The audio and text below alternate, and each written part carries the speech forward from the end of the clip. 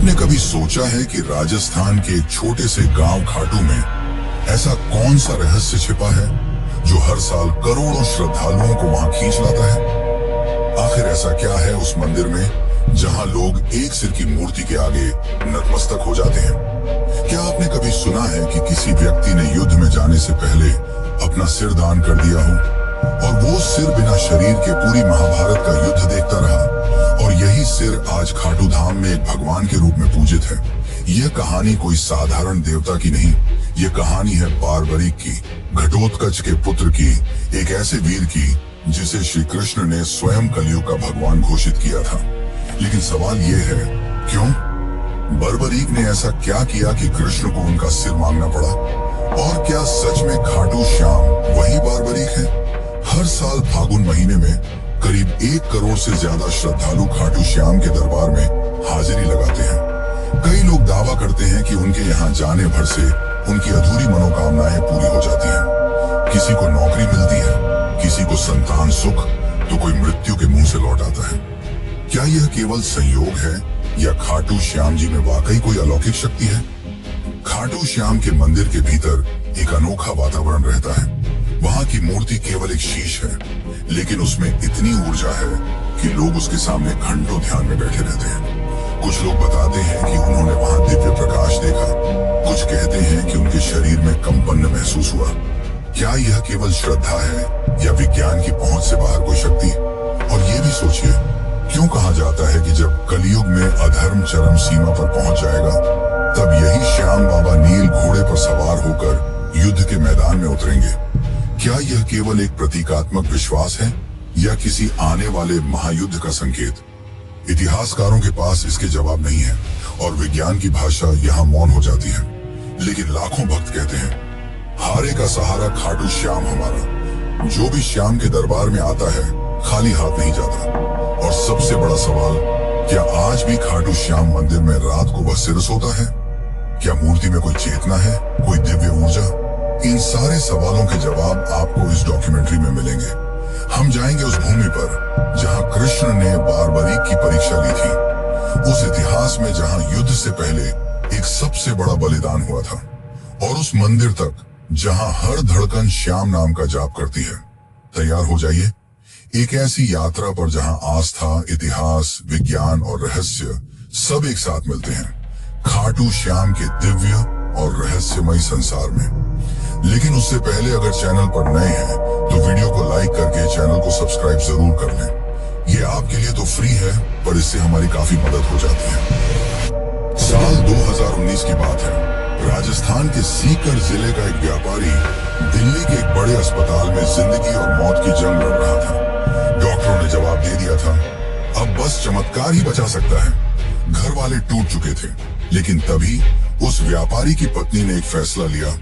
वो सीधा खाटू श्याम जी के दरबार पहुंची, आंखों में आंसू, हाथ में नारियल और दिल में एक ही संकल्प, हे श्याम बाबा, अगर मेरे पति को जीवन दान मिला तो मैं हर साल आपके दरबार में सेवा करूंगी।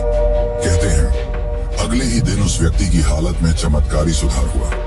डॉक्टर तक हैरान थे, लेकिन यह सिर्फ एक कहानी नहीं है। ऐसे हजारों किस्से खाटू धाम से जुड़े हैं, जहां विज्ञान की सीमाएं खत्म हो जाती हैं और आस्था शुरू होती है। राजस्थान की तपती रेत पर जब सूर्य की किरणें पड़ती हैं, तो लगता है मानो इतिहास की कोई सुनहरी परत जाग उठी हो। इस पावन भूमि की हर सांस में कोई न कोई गाथा बसी हुई है। इन्हीं गाथाओं में एक है खाटू श्याम की। सीकर जिले में बसे इस मंदिर को लेकर केवल श्रद्धा ही नहीं, रहस्य भी जुड़ा है। कहते हैं यह मंदिर केवल एक पूजा स्थल नहीं, बल्कि एक ऐसी जीवित गाथा है जो आपको महाभारत काल से जोड़ती है। एक ऐसे योद्धा से मिलवाती है जो युद्ध में लड़ने नहीं, सिर कटाने आया था। एक ऐसा वीर जिसने श्री कृष्ण की एक परीक्षा के लिए अपना शीश तक समर्पित कर दिया, वो भी हंसते हुए। क्या आपने कभी सुना है कि किसी का कटा हुआ सिर युद्ध भूमि देखता रहा और फिर वर्षों बाद वही सिर कलयुग में भगवान बन गया? यह वही स्थान है जहां सिर की पूजा होती है, शरीर की नहीं। जहां मंदिर के गर्भगृह में कोई सामान्य मूर्ति नहीं, बल्कि एक ऐसा सिर विराजमान है जिसे वर्षों तक जमीन के नीचे दबा रखा गया था। क्या वाकई वह कुंड जहां से यह मूर्ति निकली आज भी दिव्य ऊर्जा से भरा हुआ है। और यह कैसे संभव है कि उस कुंड में जल का स्रोत किसी को नहीं मालूम, फिर भी वह कभी सूखता नहीं। मंदिर के भीतर कुछ विशेष परंपराएं निभाई जाती हैं, जैसे निशान चढ़ाना। लेकिन क्या आपने कभी सोचा है कि ये निशान केवल एक प्रतीक है या फिर इनसे जुड़ी कोई ऊर्जा वाकई काम करती है? हजारों लोग दावा करते हैं कि उन्होंने खाटू श्याम से कुछ मांगा, निशान चढ़ाया और फिर वो चमत्कार हुआ जिसे वो खुद भी नहीं समझ सके। क्या ये केवल संयोग था या किसी अदृश्य शक्ति की कृपा? इतना ही नहीं, मंदिर से कुछ दूरी पर स्थित है एक प्राचीन शिवलिंग, जिसे औरंगजेब ने तोड़ने की कोशिश की थी। लेकिन कहते हैं जैसे ही उसके सैनिकों ने उस पर वार किया, कुछ ऐसा घटा कि पूरा लश्कर डर के मारे पीछे हट गया। आज भी वह टूटा हुआ शिवलिंग एक चेतावनी बनकर खड़ा है। पर यह कैसा भय था जो एक क्रूर शासक को भी पीछे हटा गया। मंदिर में आने वाले लोग बताते हैं कि वहां पहुंचते ही कुछ महसूस होता है। किसी को स्वप्न में दर्शन होते हैं, किसी को जीवन की सबसे बड़ी समस्या का समाधान मिलता है। और इनमें एक बात समान है, एक अदृश्य उपस्थिति, एक रहस्यमयी शक्ति जो शब्दों से परे है। क्या यह श्रद्धा की शक्ति है या उस स्थान से जुड़ी कोई प्राचीन चेतना? और शायद सबसे चौंकाने वाली बात यह है कि खाटू श्याम मंदिर के भक्त सिर्फ भारत तक सीमित नहीं, इंग्लैंड, अमेरिका, ऑस्ट्रेलिया जैसे देशों से भी लोग यहाँ निशान यात्रा करने आते हैं। यह श्रद्धा किसी भाषा, किसी जाति, किसी धर्म की मोहताज नहीं, बस एक भावना चाहिए, भक्ति। और इस भक्ति में ही छिपे हैं वो प्रश्न जो सदियों से लोगों के मन को कुरेदते आए हैं। क्या खाटू श्याम ही कलयुग के विष्णु अवतार हैं? क्या वो सच में नील घोड़े पर सवार होकर अंतिम युद्ध में उतरेंगे? क्या वो प्रतिमा सच में चेतन है? क्या श्याम बाबा आज भी भक्तों से संवाद करते हैं? क्या उनकी प्रतिमा रात में विश्राम करती है जैसे कोई जीवित सत्ता? इन सभी सवालों के जवाब आपको इस डॉक्यूमेंट्री में मिलने वाले हैं।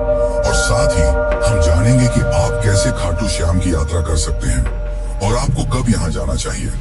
ये केवल एक वीडियो नहीं, बल्कि एक यात्रा है, श्रद्धा और रहस्य की, इतिहास और चमत्कार की, और सबसे अहम उस दिव्य अनुभूति की जिसे शब्दों में नहीं बांधा जा सकता। तो आइए चलिए उस रास्ते पर जो आपको केवल एक मंदिर नहीं बल्कि एक चमत्कार से रूबरू कराएगा, खाटू श्याम का चमत्कार। बाबा खाटू श्याम का संबंध महाभारत काल से माना जाता है। वे घटोत्कच के पुत्र थे। कथा की शुरुआत होती है उस अंधकारमय दौर से जब कौरवों और पांडवों के बीच तनातनी अपने चरम पर थी। हस्तिनापुर का राजमहल राजनीति, द्वेष और षड्यंत्रों का केंद्र बन चुका था। दुर्योधन के मन में पांडवों के प्रति द्वेष दिन ब दिन बढ़ता जा रहा था। उसे यह भय सताने लगा था कि यदि युधिष्ठिर को राज्य मिला तो भविष्य में कौरवों की सत्ता समाप्त हो जाएगी और वह स्वयं एक सेवक बनकर रह जाएगा। इसी भय और ईर्ष्या ने उसे एक भयावह योजना बनाने को प्रेरित किया, पांडवों को समाप्त कर देने की योजना। भीष्म पितामह ने जब धृतराष्ट्र को युधिष्ठिर के राज्याभिषेक का सुझाव दिया, तब दुर्योधन ने धृतराष्ट्र के मन में विष भर दिया। उसने कहा, यदि एक बार युधिष्ठिर राजा बन गया तो फिर कभी यह राज्य हमारे पास नहीं लौटेगा। धृतराष्ट्र युधिष्ठिर को योग्य मानते थे, लेकिन दुर्योधन के आग्रह के सामने वह असहाय हो गए और पांडवों को वाराणावत भेजने का निर्णय ले लिया। लेकिन यह सिर्फ एक यात्रा नहीं थी, ये एक घातक जाल था। दुर्योधन ने वाराणावत में एक महल बनवाया, ऐसा महल जो बाहर से तो वैभवशाली दिखता था, लेकिन भीतर से एक अग्निपाश था। लाक्षागृह यानी वह भवन लाख, चर्बी, सूखी घास और अन्य ज्वलनशील वस्तुओं से बना था। उसका इरादा था कि एक रात जब पांडव गहरी नींद में हों, उस महल को आग लगाकर उन्हें सदा के लिए समाप्त कर दिया जाए। लेकिन नियति ने इस षड्यंत्र को असफल करने के लिए एक और योजना रची थी और उसमें शामिल थे विदुर। उन्हें इस षड्यंत्र का आभास हुआ और उन्होंने पांडवों को गूढ़ संकेतों में आगाह किया। विदुर ने सुरंग खुदवाने वाले कारीगर को भेजा और कहा कि एक गुप्त रास्ता वन तक बनवा लिया जाए ताकि आपातकाल में जीवन बचाया जा सके। फिर वह रात आई जब पुरोचन ने महल को अग्नि के हवाले करने की योजना बनाई। लेकिन इस योजना से पहले ही भीम ने प्रतिकार किया। अग्नि वहीं फैली, लेकिन अपने साथ पुरोचन उसकी योजना और निर्दोष भीलनी को भी ले गई। उधर पांडव सुरक्षित सुरंग से निकलकर हिंडनी नदी के किनारे पहुंचे और विदुर द्वारा भेजी गई नौका में सवार होकर दूर एक घने जंगल में जा पहुंचे। और यहीं से प्रारंभ होती है एक नई कथा। एक वीर योद्धा, एक राक्षसी कन्या और एक ऐसे पुत्र की गाथा जो आगे चलकर 3 बाणों से युद्ध का रुख बदलने की शक्ति रखता था। इस जंगल में रहते थे हिडिंब और उसकी बहन हिडिंबा। हिडिंब एक नरभक्षी राक्षस था जो मानव मांस खाकर जीता था। उसने अपनी बहन को आदेश दिया कि जंगल में विचरते पांडवों को मारकर उसका भोजन तैयार करे, लेकिन नियति ने इस कहानी को कुछ और ही रूप देना तय किया था। जब हिडिंबा भीम के सामने पहुंची तो वह उसके वीर व्यक्तित्व और तेजस्विता पर मोहित हो गई। राक्षसी होते हुए भी उसके भीतर प्रेम की एक ज्योति जल उठी। भीम की रक्षा करते हुए हिडिंबा अपने भाई से विरोध कर बैठी। इससे नाराज होकर हिडिंब ने भीम पर आक्रमण किया और फिर शुरू हुआ एक घमासान संग्राम। यह युद्ध शक्ति और छल का नहीं बल्कि धर्म और अधर्म के बीच था। अंततः भीम ने हिडिंब को परास्त कर मार गिराया। इसके बाद हिडिंबा ने भीम के सामने विवाह का प्रस्ताव रखा। पहले तो भीम ने उसे अस्वीकार कर दिया, लेकिन जब माता कुंती ने हस्तक्षेप किया और एक शर्त रखी कि विवाह के बाद संतान प्राप्ति तक ही वह साथ रहे, तो यह विचित्र विवाह संपन्न हुआ। जंगल में उनका गंधर्व विवाह हुआ और वहीं जन्म हुआ एक तेजस्वी बालक का, घटोत्कच।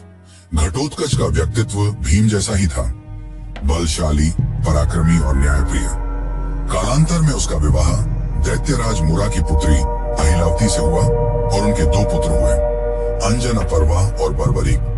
बर्बरीक यानी वह योद्धा जिसकी गाथा आगे चलकर काल के गर्भ को चूर कर देगी। वह बालक जिसने बाल्यकाल में ही शिव की तपस्या की और उनसे 3 अमोघ बाणों का वरदान पाया। और यह वही 3 बाण थे जिनसे वह किसी भी युद्ध में संपूर्ण सेना का अंत कर सकता था, मात्र 3 बाणों से। लेकिन उसकी वीरता से भी अधिक अद्भुत थी उसकी सत्यनिष्ठा। अपनी माता से किए एक वचन ने उसे एक ऐसे मार्ग पर ला खड़ा किया जहां से इतिहास की धारा मुड़ गई। वह वचन था, मैं सदा हारे की ओर से युद्ध करूंगा।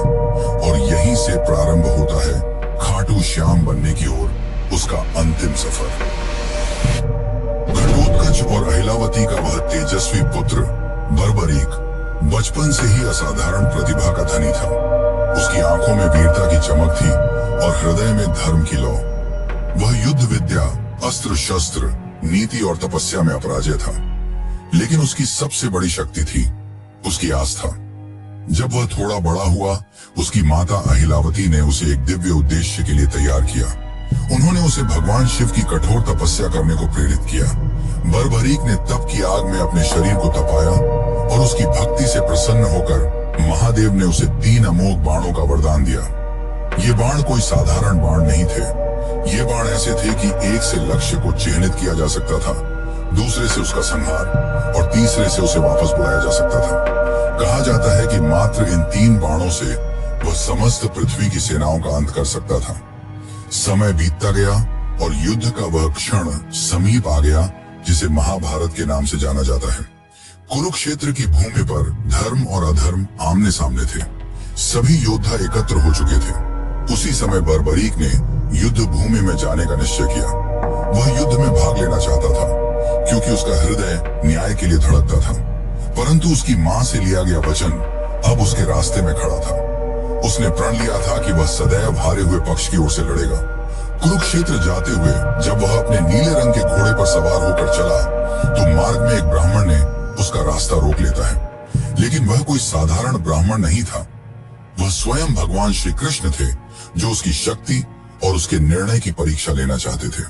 कृष्ण ने मुस्कुराकर पूछा, वत्स, तुम कहां जा रहे हो? बर्बरीक ने उत्तर दिया, हे ब्राह्मण, मैं महाभारत के युद्ध में जा रहा हूं।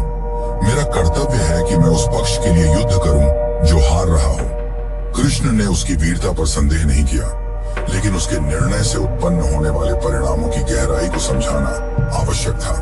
उन्होंने पूछा, यदि तुम केवल हारे हुए पक्ष की ओर से लड़ोगे तो युद्ध का क्या होगा? बर्बरीक ने गंभीरता से उत्तर दिया, जहां हार होगी मैं वहां जाऊंगा और जिस ओर मैं जाऊंगा वह जीत जाएगी। यह सुनकर श्री कृष्ण का हृदय कांप उठा।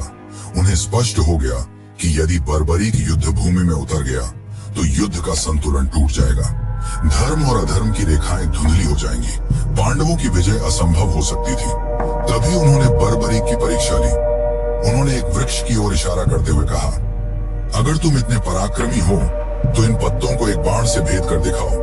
बर्बरीक ने ध्यान लगाकर अपना पहला बाण चलाया और वह बाण वृक्ष के हर पत्ते को छेदने निकल पड़ा, लेकिन एक पत्ता बच गया जो श्री कृष्ण ने अपने चरणों तले छुपा लिया था। बाण हवा में घूम रहा था, खोज रहा था और अंत में श्री कृष्ण के चरणों के पास रुक गया। तब बर्बरीक ने बड़े विनम्र भाव से कहा, हे ब्राह्मण, कृपया अपना चरण हटा लें, वरना यह बाण आपको घायल कर देगा। श्री कृष्ण मुस्कुराए। उन्हें उस क्षण वह विराट पुरुष दिखाई दिया जिसमें वीरता और विनम्रता दोनों का अद्भुत मेल था। अब समय था अंतिम परीक्षा का। कृष्ण बोले, हे वीर, क्या तुम मुझे एक दान दे सकते हो? बर्बरीक ने बिना झिझक कहा, हे ब्राह्मण, जो भी मांगेंगे मैं अर्पित करूंगा। तब श्री कृष्ण ने कहा, मैं तुमसे तुम्हारा शीश मांगता हूँ। क्षण भर को सन्नाटा छा गया, लेकिन न तो बर्बरीक भयभीत हुआ न विचलित। उसने बस एक आग्रह किया, हे ब्राह्मण, आप अपने असली रूप में प्रकट हों, क्योंकि ऐसा दान कोई सामान्य व्यक्ति नहीं मांग सकता। तभी श्री कृष्ण ने अपना विराट स्वरूप प्रकट किया। चतुर्भुज, पीतांबरधारी, सुदर्शनधारी, चंद्रवदन श्रीहरि के रूप में। बर्बरीक ने हाथ जोड़ ली।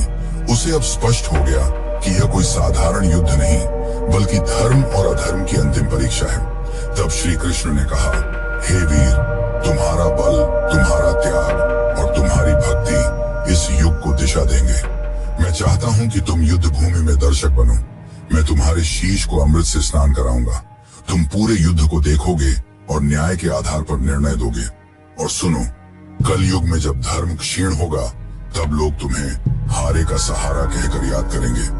वे तुम्हारे सिर की पूजा करेंगे, क्योंकि उसमें मेरा अंश रहेगा। तुम्हारा नाम होगा श्याम और तुम मेरे ही रूप में पूजे जाओगे।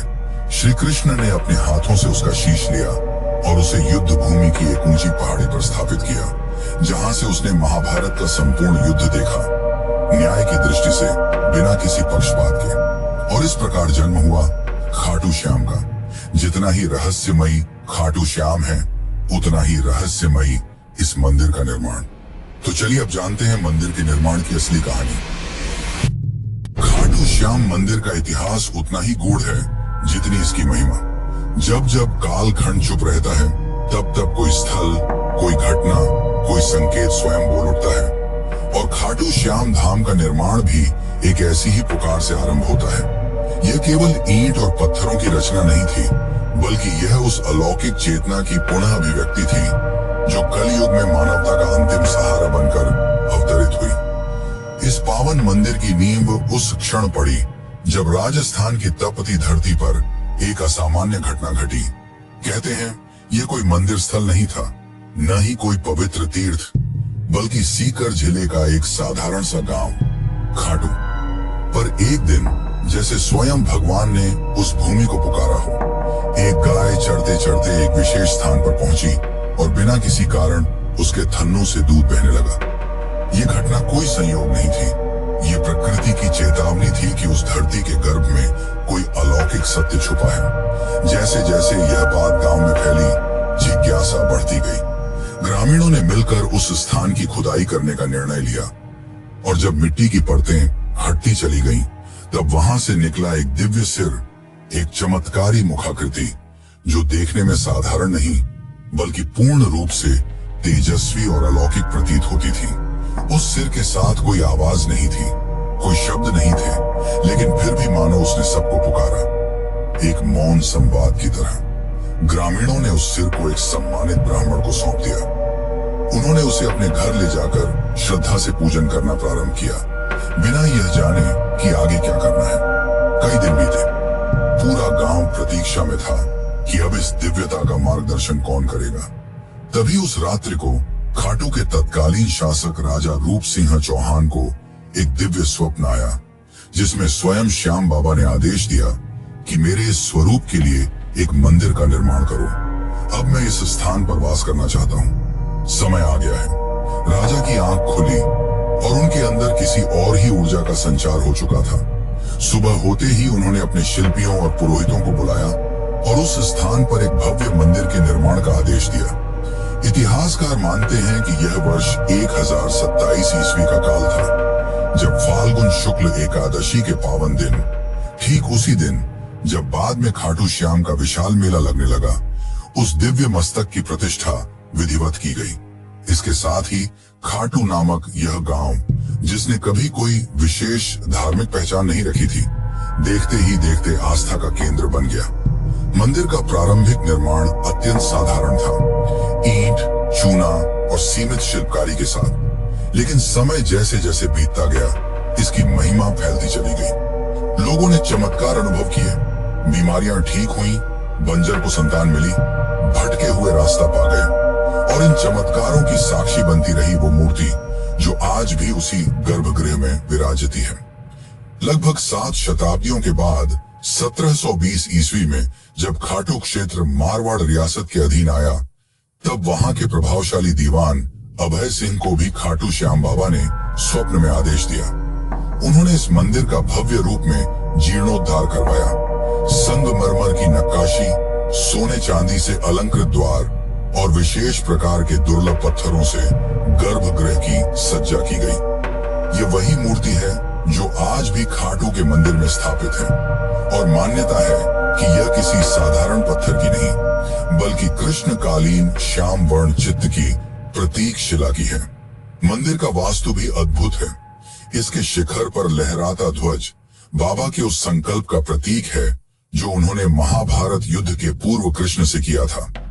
मैं उस ओर रहूंगा जो धर्म की ओर होगा।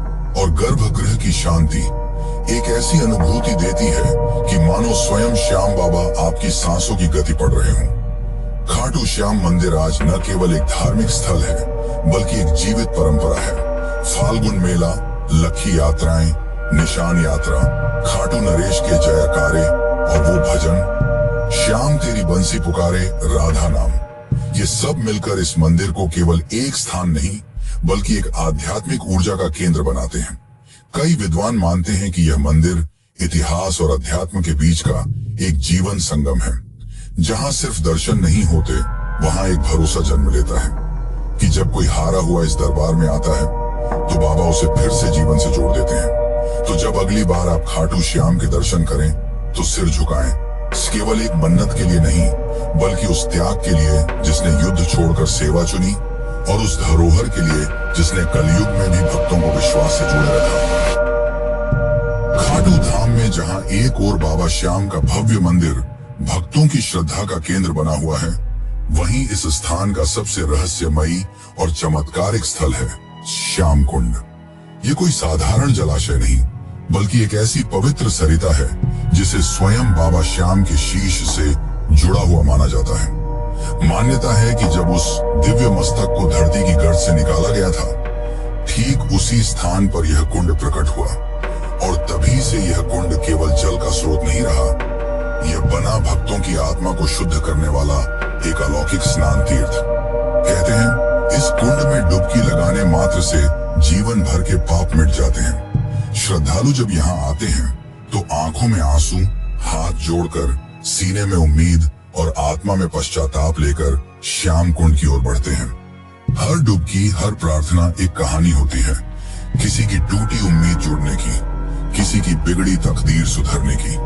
कुंड का जल सदा शांत, ठंडा और निर्मल रहता है, मानो खुद बाबा श्याम उसमें समाये हों। इस कुंड को लेकर एक और बात इसे पूरी तरह रहस्य से भर देती है। आज तक कोई यह निश्चित नहीं कर पाया कि इसका जल आता कहां से है। वैज्ञानिक दृष्टिकोण से जब भी इसे परखा गया, इसकी कोई स्पष्ट जलधारा न तो ऊपर से आती दिखी, न नीचे से कोई स्रोत मिला, पर फिर भी कुंड हमेशा लबालब रहता है, और इसीलिए लोग कहते हैं कि इसका जल पाताल लोक से आता है। ये बात सुनने में कल्पना जैसी लगती है, लेकिन जब आप वहां खड़े होकर चारों ओर देखेंगे और महसूस करेंगे कि कोई स्रोत न होते हुए भी जल लगातार बना रहता है, तब एक अलौकिक सिहरन आपके भीतर दौड़ जाती है। ये कुंड अपने आप में एक मौन चमत्कार है, जो सिर्फ आंखों से नहीं, हृदय से महसूस किया जा सकता है। श्याम कुंड से कुछ ही दूरी पर स्थित है दो और पवित्र स्थल, गौरी शंकर मंदिर और गोपीनाथ मंदिर। इनमें से गौरी शंकर मंदिर के साथ जुड़ी एक कथा दिल को झकझोर कर रख देती है। यह घटना तब की है जब मुगल सम्राट औरंगजेब की सेना ने इस पावन स्थल को निशाना बनाया था। धार्मिक स्थलों को नष्ट करना उसकी नीति थी और खाटू भी उसकी लिस्ट में आ गया था। उसकी सेना जब इस मंदिर को गिराने पहुंची तो सबसे पहले शिवलिंग पर भालों से प्रहार किया गया, परंतु उस क्षण कुछ ऐसा घटित हुआ जिसे देखकर सैनिकों की रूह कांप उठी। जैसे ही भाले शिवलिंग से टकराए, वहां से रक्त की धार फूट पड़ी। यह कोई कल्पना नहीं थी, वहां उपस्थित सैकड़ों लोगों ने स्वयं अपनी आंखों से वह दृश्य देखा। ये मानो शिव जी का प्रत्यक्ष आक्रोश था जो उन्हें अपनी रक्षा के लिए जगाना पड़ा। सैनिक घबरा गए, उनके हाथ कांपने लगे और वे डर के मारे वहीं से भाग खड़े हुए। और आज भी सैकड़ों साल बीत जाने के बाद भी उस शिवलिंग पर भाले के निशान स्पष्ट रूप से देखे जा सकते हैं। वो घाव जो उस दिन धर्म की रक्षा में स्वयं भगवान ने झेले थे। इस घटना के बाद किसी भी आक्रमणकारी की हिम्मत नहीं हुई कि वह इस धाम की ओर आंख उठाकर भी देखे। राजस्थान की राजधानी जयपुर से लगभग 80 किलोमीटर दूर स्थित यह खाटू धाम आज भले ही भक्तों का तीर्थ है, पर हर ईंट, हर दीवार, हर मोड़ किसी चमत्कार, किसी त्याग और किसी पुकार की कहानी कहती है। यहाँ केवल यात्रा नहीं होती, यहाँ होता है एक आध्यात्मिक विसर्जन, जहाँ लोग अपने भूतकाल, अपने कर्म, अपने दुखों को छोड़कर वापस एक नए जीवन के साथ लौटते हैं। इस धाम तक पहुंचने के लिए अक्सर रिंग्स के मार्ग की सिफारिश की जाती है और यह रास्ता भी प्रतीक बन जाता है उस भावनात्मक यात्रा का। तो चलिए अब मैं आपको लेकर चलता हूं एक ऐसी यात्रा पर जो सिर्फ पैरों से नहीं बल्कि दिल से पूरी की जाती है। यह यात्रा है खाटू श्याम जी के दरबार की, जो आपको भीतर तक छू जाती है। मान लीजिए कि आप तय कर चुके हैं इस बार बाबा श्याम के दर्शन जरूर करने हैं। आप सुबह सुबह अपने घर से निकलते हैं, दिल में एक अजीब सी हलचल लिए, जैसे कोई आपको खींच रहा हो। रास्ते भर हारे का सहारा बाबा श्याम हमारा की धुन जैसे हर सांस में गूंजती रहती है। आप जयपुर, दिल्ली, चंडीगढ़ या देश के किसी भी कोने से यात्रा शुरू करें, ज्यादातर लोग खाटू श्याम पहुंचने के लिए रिंग स्टेशन का रुख करते हैं। यह स्टेशन खाटू धाम से लगभग 17 से 18 किलोमीटर की दूरी पर स्थित है। जैसे ही ट्रेन स्टेशन पर रुकती है, आप देखेंगे कि सैकड़ों लोग पहले से बाबा की जयकारों के साथ तैयार खड़े हैं। स्टेशन से बाहर निकलते ही आपको हर तरफ श्याम भक्त नजर आएंगे। कोई दंडी यात्रा कर रहा है, कोई निशान लेकर चल रहा है, कोई नंगे पांव, कोई माथे पर गुलाल लगाए, आंखों में आस्था लिए बाबा की ओर बढ़ता चला जा रहा है।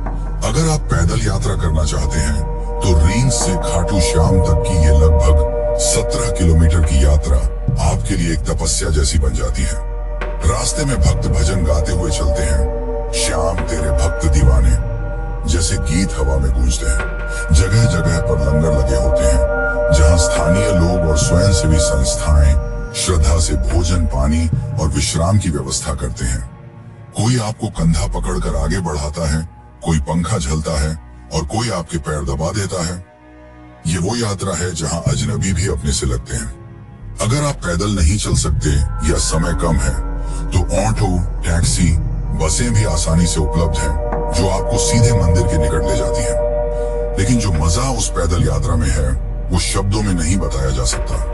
वो तो खुद चलकर ही महसूस किया जा सकता है। जैसे जैसे आप मंदिर के निकट पहुंचते हैं, हवा की खुशबू बदलने लगती है। गुलाल, चंदन, अगरबत्ती, फूलों की मिलीजुली महक मन को शांति देती है। मंदिर के बाहर आपको बड़ी संख्या में दुकानें मिलेंगी, जहां से आप प्रसाद, चुनरी, निशान, माला और बाबा के वस्त्र ले सकते हैं। कुछ श्रद्धालु यहां से बाबा के लिए विशेष भेंट लेकर जाते हैं। कतार में लगने से पहले आप अपने पैरों को श्याम कुंड के शीतल जल में धो सकते हैं। मान्यता है कि यहाँ स्नान करने से आत्मा तक शुद्ध हो जाती है। फिर आती है वो घड़ी जिसका इंतजार आपने न जाने कितने दिनों से किया होता है, दर्शन की घड़ी। कतारें लंबी हो सकती हैं, लेकिन बाबा का दरबार ऐसा है कि कोई थकता नहीं। मंदिर परिसर में भजन मंडली लगातार श्याम राग गा रही होती है। जैसे ही आप गर्भगृह में प्रवेश करते हैं और सामने बाबा श्याम की मूर्ति दिखती है, वो नीली श्याम रंग की आंखें, मोर पंख, श्रृंगार से सजे स्वरूप को देखकर ऐसा लगता है जैसे बाबा अभी बोल पड़ेंगे। उस पल में समय जैसे रुक जाता है, सांसें थम जाती हैं और आंखें नम हो जाती हैं। दर्शन के बाद आप वहीं मंदिर परिसर में बैठकर कुछ देर आंखें बंद कर लें तो लगेगा जैसे जीवन में जो उलझनें थीं वो हल हो गई। बाबा की कृपा सिर पर महसूस होने लगती है। मंदिर के पास ही आपको भव्य हवन कुंड मिलेगा, जहां श्रद्धालु अपनी मनोकामनाओं की पूर्ति के लिए आहुति देते हैं। मंदिर के बाहर आपको प्याऊ, प्रसाद वितरण केंद्र और आराम के लिए साधु संतों की छांव में बैठने का भी अवसर मिलेगा। अब जब आप वापसी के लिए कदम बढ़ाते हैं तो मन भारी हो जाता है। लगता है काश थोड़ी देर और रुक सकते, पर बाबा का आशीर्वाद लेकर लौटना ही होता है। साथ में लेकर जाते हैं उस यात्रा की स्मृतियां, वो चांटिंग की गूंज, वो प्रसाद की मिठास, वो कुंड की ठंडक और बाबा के दर्शन की गर्माहट। ये यात्रा कोई सामान्य तीर्थ यात्रा नहीं, ये एक भावनात्मक पुनर्जन्म है। यहाँ आप कुछ छोड़कर नहीं जाते, आप कुछ लेकर नहीं जाते, आप खुद बदल कर लौटते हैं। और जब कोई आपसे पूछता है कि कैसा रहा खाटू श्याम जी का सफर, तो आप मुस्कुराकर कहते हैं, बाबा ने बुलाया था और सब कुछ बदल गया।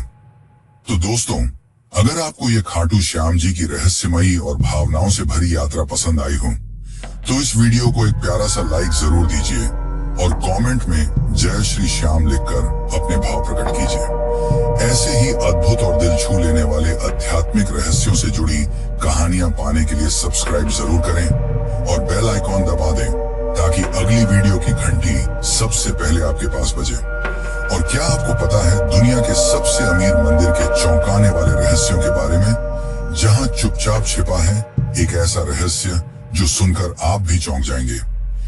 तिरुपति बालाजी मंदिर के चौंकाने वाले रहस्य। बस यहाँ पर क्लिक कीजिए और अगली यात्रा शुरू कीजिए।